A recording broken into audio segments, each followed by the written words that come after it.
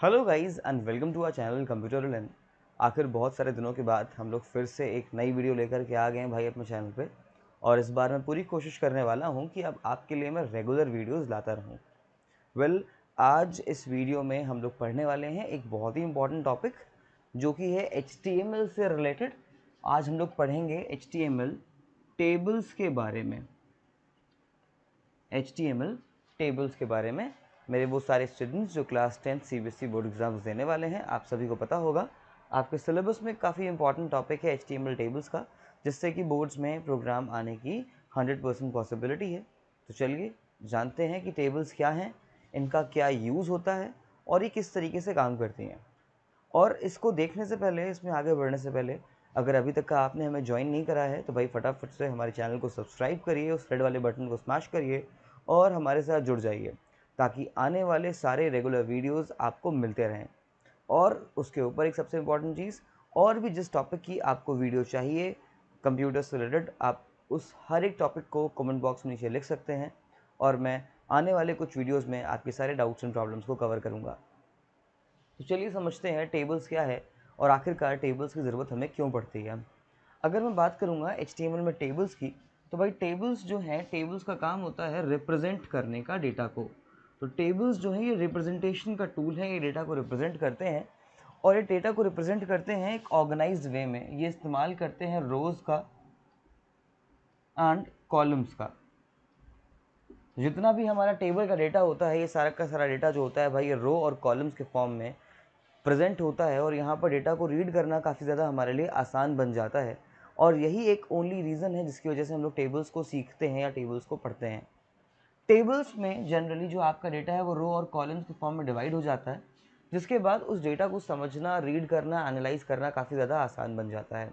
Plus यहाँ पर हम लोग मल्टीपल इंडिविजुअल के रिकॉर्ड्स को रो वाइज स्टोर कर सकते हैं, जहाँ पे आप इजीली उनके डेटा को अलग अलग कैटेगरीज के अंदर अलग अलग रोज़ में देख सकते हैं और एक रो में आपको एक इंडिविजुअल के बारे में कंप्लीट इन्फॉर्मेशन मिल जाती है।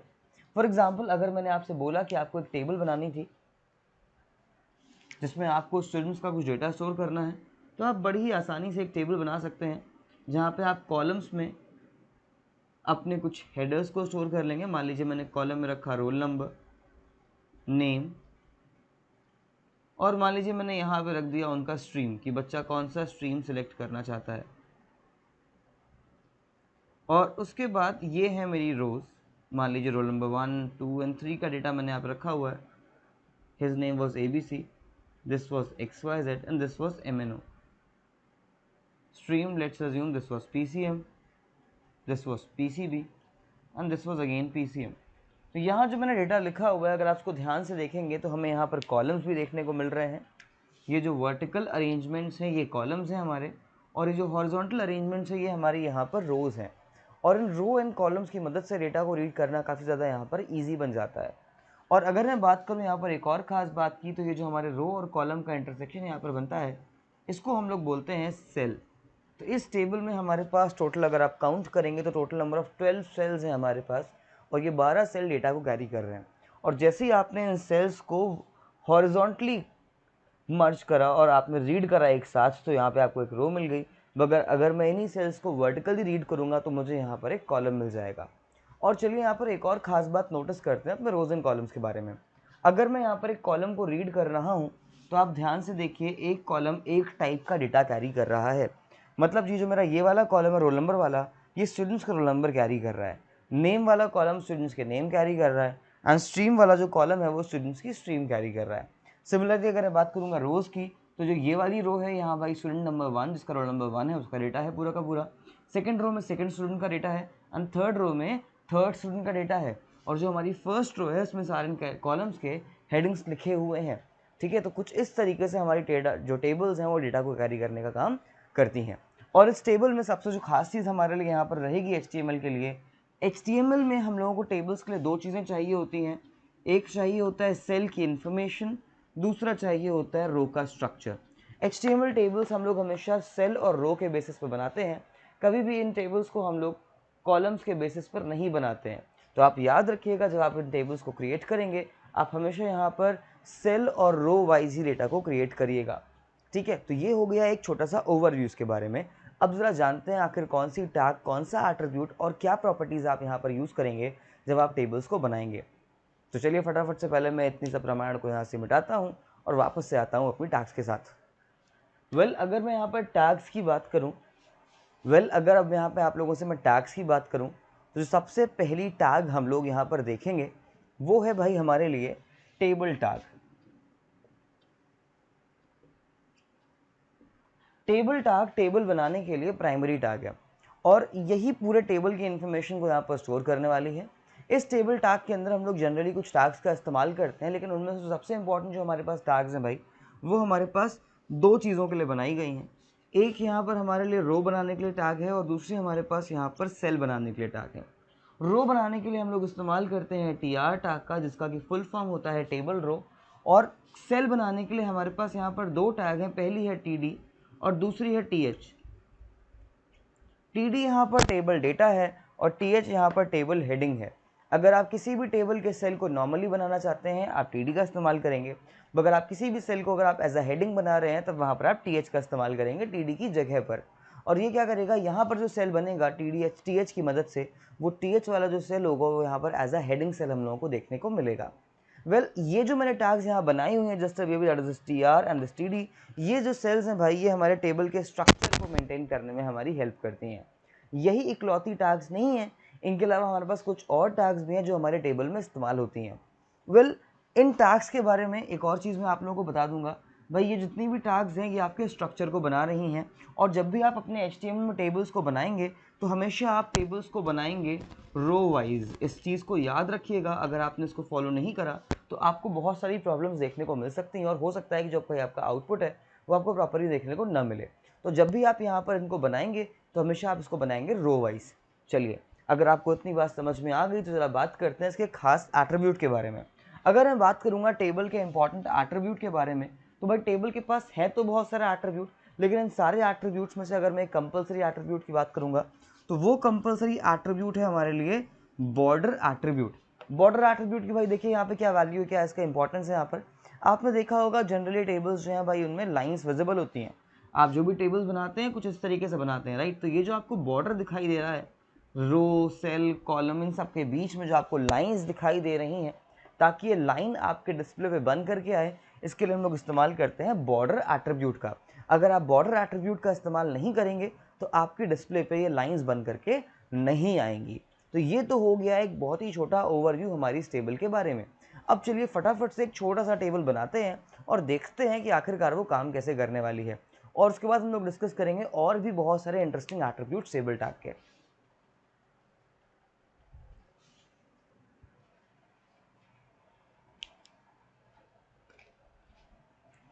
तो गाइज आप देख सकते हैं हमारे सामने ये एक बहुत छोटी सी टेबल तो नहीं है एक्चुअल में।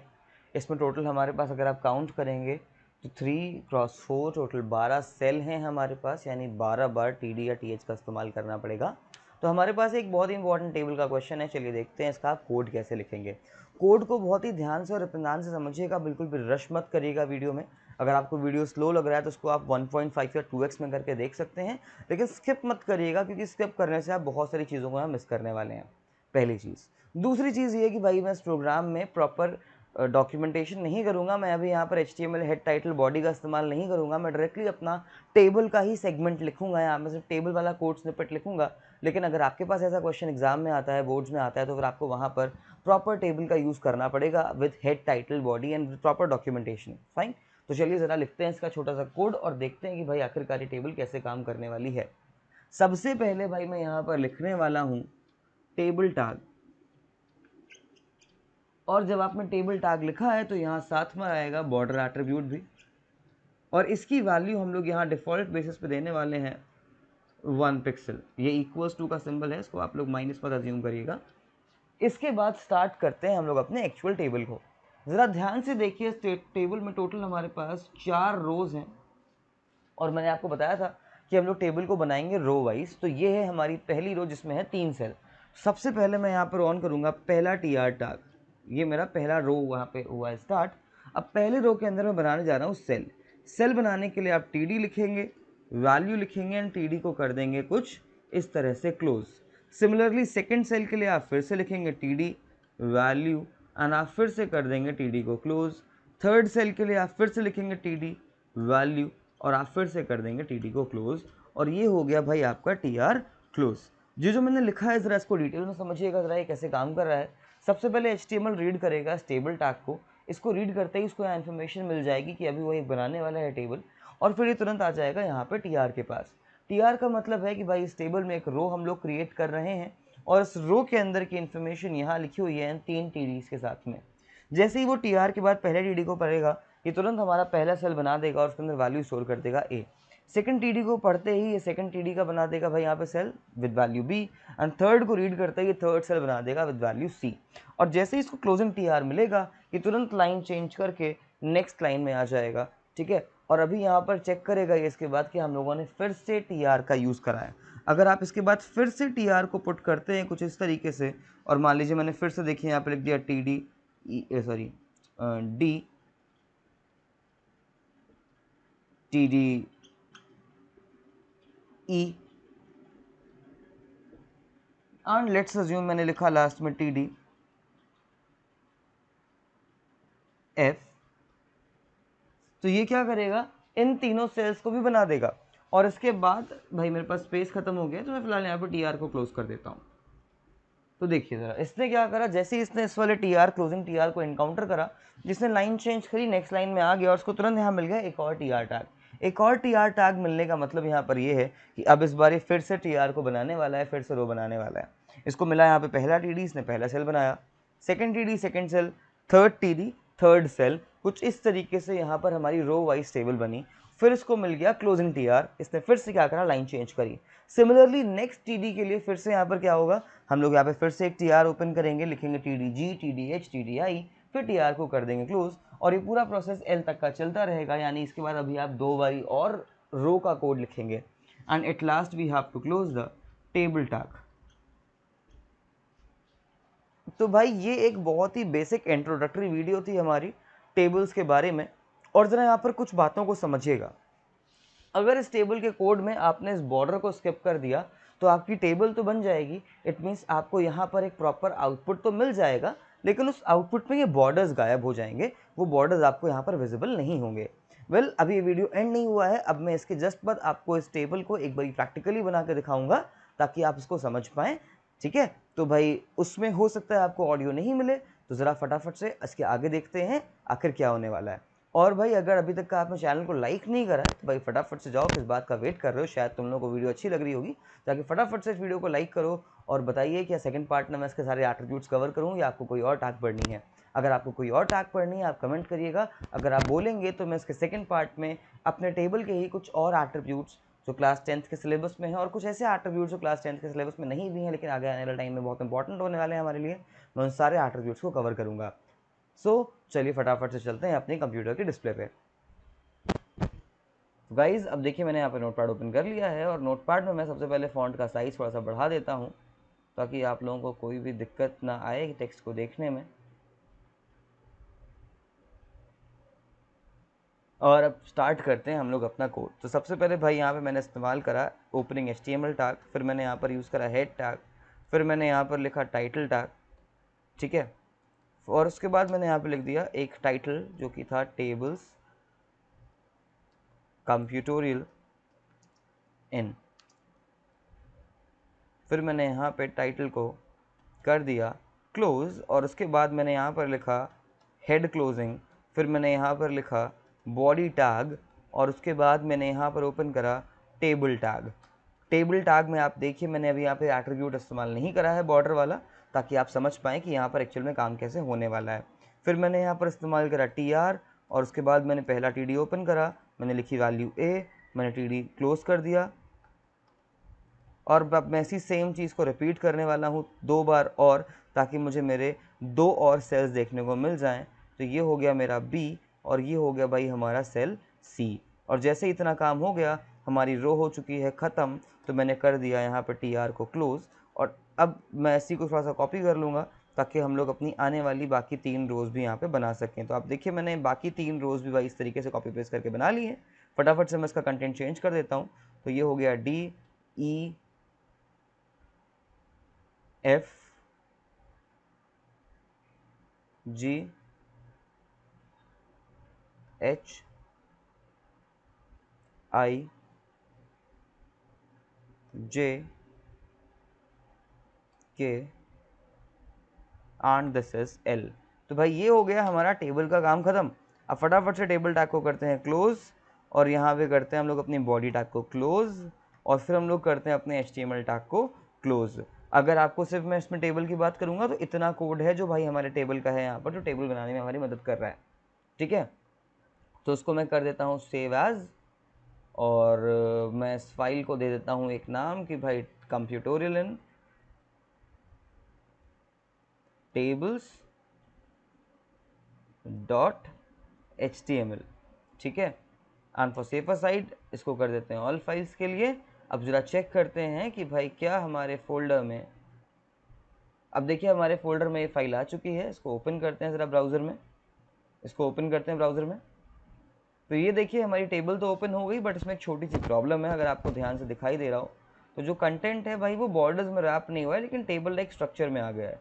अब देखिए इसको आप बॉर्डर्स में लाएंगे कैसे? सिमिलरली देखिए मैं टेबल के बाद यहाँ पर ऐड कर दूंगा बॉर्डर इक्वल्स टू 1 पिक्सल। अगर मैंने ऐसे करके सेव कर दिया और अगर इसमें रीलोड करता हूँ मैं, तो आप देखिए अब आपको यहाँ पे लाइंस भी देखने को मिल रही होंगी। अब ये बन चुकी है हमारी एक्चुअल टेबल। अगर इसको आपको और इंटरेस्टिंग बनाना है तो हमारे पास यहाँ पर 2 एट्रीब्यूट्स हैं, जैसे कि मैं पहला इस्तेमाल करने वाला हूँ सेल स्पेसिंग।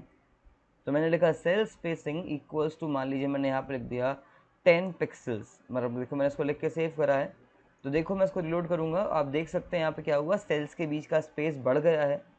ठीक है, और अगर सिमिलरली एक और हमारे पास एट्रीब्यूट है सेल पैडिंग, अगर मैं इसका यूज़ करता हूँ तो आप देखिएगा हमारे सेल और कंटेंट के बीच का जो गैप है यहाँ पे बढ़ जाएगा। तो देखो मैं यहाँ पे लिखा 10 पिक्सल, इसको मैंने सेव करा, ये ओपन करा और इसको मैंने करा रीलोड, तो अब देखो क्या हुआ, सेल के अंदर का जो कंटेंट था भाई वो यहाँ पे जो गैप था वो बढ़ गया। ठीक है, तो ये हमारे 2 इंटरेस्टिंग एट्रीब्यूट्स थे, सेल पैडिंग और सेल स्पेसिंग वाले। सिमिलरली हमारे पास यहाँ पर कुछ और एट्रीब्यूट्स पे हैं, जैसे कि अगर मैंने यहाँ पे हाइट लिखा होता और मैं लिखता हूँ यहाँ पे height equals to, let's assume मैंने यहाँ पे लिखा होता 300 पिक्सल्स, तो जो हमारी टेबल है वो 300 पिक्सल की हाइट की हो जाती। और अगर मैं यहाँ पे विड्थ दे दूँ, मान लीजिए मैंने लिखा width equals to, let's assume मैंने दे दिया 600 पिक्सल्स, तो ये क्या करेगा, हर एक कॉलम को 200 पिक्सल का करके तीनों कॉलम्स का जो साइज़ है वही बना देगा। तो आप देख सकते हैं आगे आइए कुछ इस तरीके से, राइट। तो ये हमारी टेबल बन चुकी है और हम लोगों ने अभी देखिए 5 एट्रीब्यूट्स भी सीख लिए बड़े ही आराम से। कौन कौन से एट्रीब्यूट्स, ज़रा एक बार आप फिर से नज़र मार लीजिए इसके ऊपर, और मैं आपके लिए सारी चीज़ों को एक सिंगल पेज में कर देता हूँ ताकि आपको स्क्रीनशॉट लेने में और समझने में कोई भी चीज़ दिक्कत ना हो। सो गाइज़, ये था हमारा आज का क्वेश्चन, आज का कोड और उसका आउटपुट। आई होप आप सभी को ये बहुत सारी चीज़ें मज़ेदार लगी होंगी। अगर आपको ये वीडियो अच्छी लगी हो तो उस वीडियो को लाइक करिए, चैनल को सब्सक्राइब करिए और हमारे साथ ऐसे ही और इंटरेस्टिंग वीडियोस के लिए जुड़े रहिए। और भाई वेट करिएगा, अब रेगुलर वीडियोस आएंगी तो भाई हम लोग अब इन वीडियोस में और नई चीज़ों को और नए कंटेंट को एक्सप्लोर करेंगे। तो thank you so much guys and stay tuned.